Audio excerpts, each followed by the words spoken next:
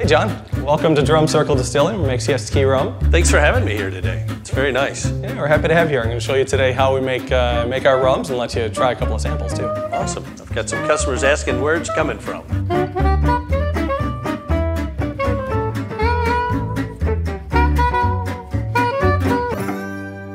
So John, this is where the rum production process starts. This is our mash tank, and all of our Florida-grown molasses gets poured into this tank.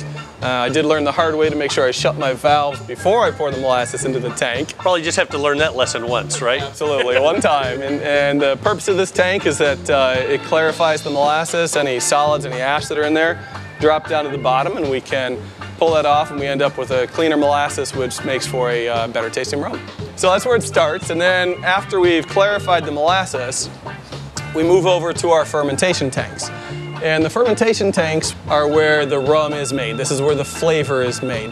And what we do is we put the molasses in there, we add a little bit of water to it, then we add our special yeast to it. And the yeast turns the sugar that's in there into rum. So the trick is, how do you separate the rum from everything else? The answer is the still. The way the still works is pretty simple. We put the fermented molasses into the still, we heat it up, and what happens is the alcohol vapors rise up through the system, they get cleaned up, get cooled back down into a liquid form, and what you have coming out here is wonderful 180 proof straight rum. That might be a bit strong, huh? But it has a nice smell to it.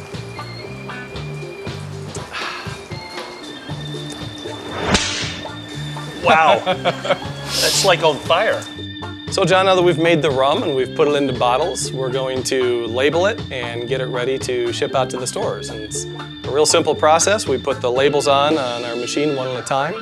We hand number every single bottle with the batch, and we put our shrink to finish off the top and put it in the boxes.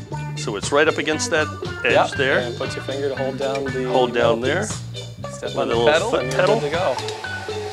Let go of the pedal though. All right. So we've got a double wrap. Yes, yes. So would this be batch 82 instead of 41 since there's two of them? All right. Perfect for rum cake now. Troy, I really appreciate you showing me around. Thanks, John. Siesta Key Rum, excellent. It's nice to know that we can get a product at our restaurants that's made right in our own backyard. Fabulous. Well, we appreciate you serving it in your restaurants, and we work hard to use as many local products as we can and making our rum. Well, thanks for coming out, John, again. We appreciate it. We'll do it again. Yep. Thank you. Thank you. We're at the USF Sarasota-Manatee's Culinary Innovation Lab, and we're going to take some of the rum we just made and bottled at the Siesta Key Rum Distillery, and we're going to make a delicious rum cake. So you prep your dry and your wet. So you've got your flour, your cornstarch, baking powder, and kosher salt. Alrighty, for the wet, we've got our eggs, whole milk, and it's really important to use Siesta Key Rum, canola oil, and lastly, a little bit of vanilla. Just take that, whisk all those eggs up, just combining all the ingredients together. Alrighty, we're gonna cream the butter and sugar for about 3 minutes. All right, now we're going to lower the speed. We're gonna add our canola oil gradually. Now we'll add vanilla pudding. Now we're gonna intermittently mix the wet mixture and the flour mixture. More of the egg and rum, and we're just about ready to put it in the pan. We're putting in our crushed pecans, and you just fill as much as the batter will allow. All right, we've got our rum cake ready to go in the oven. The oven's at 325. We're gonna bake it for 50 minutes. We're gonna put it right in the dead center of the oven. We're gonna check it at 40, see how it's going, and that's when we'll fix our rum glaze to go on top. All right, so the butter's melted. We'll put our salt water, and kosher salt's the best, and all the sugar. Now you've got to stir it constantly for 5 minutes. So the first thing you do is you melt it all together, and then you turn it down to about a medium to medium high. All right, so we've been a minute, and we're gonna take the heat off of it and let it sit while we go get the cake out of the oven. Just flip it over just like that, and then you can pull the top off. Now look at that, beautiful. And we take our mixture of rum, sugar, and butter, And we just take about 2/3 of it and put it in the bottom of the pan, as that will soak into the cake.